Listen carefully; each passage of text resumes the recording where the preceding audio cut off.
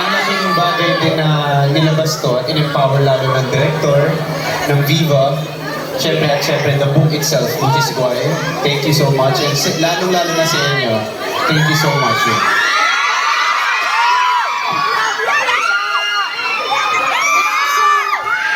After na Safe Skies Archer, nagkaroon kami ng mga new series together. Yung Sunbreak na sa Vivo, ang pa din naman ba kayo noon? Oh my God! Okay, class! Soon, magkakaroon kami sa TV5 ng Para sa Isa't Isa.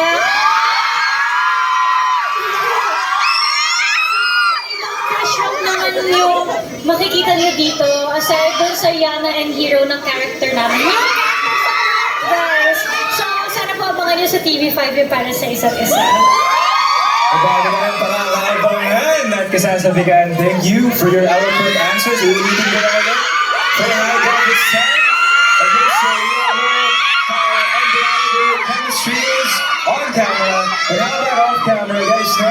Paano niyo pinapanatili yung ganang klase ng samahan at kilig feels? Let's hear that from Hagel.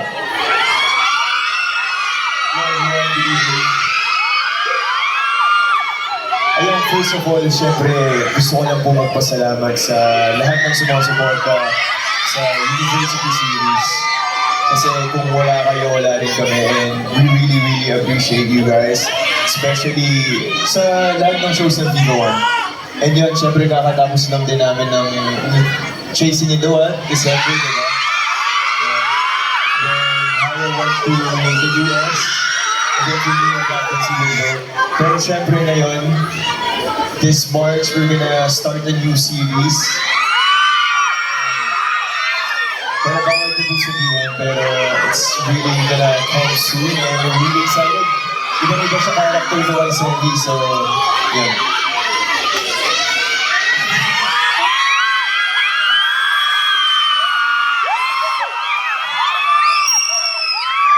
Thank you guys for being here. It's nice to see you.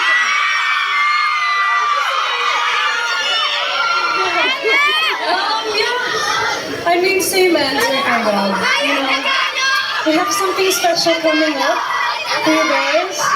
In terms of, chemistry. Hey!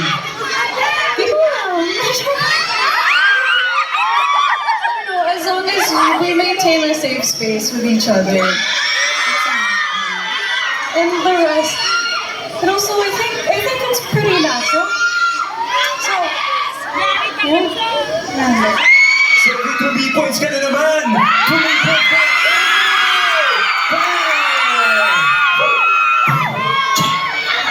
3 points. And of course, it's time to steer. It's time to point the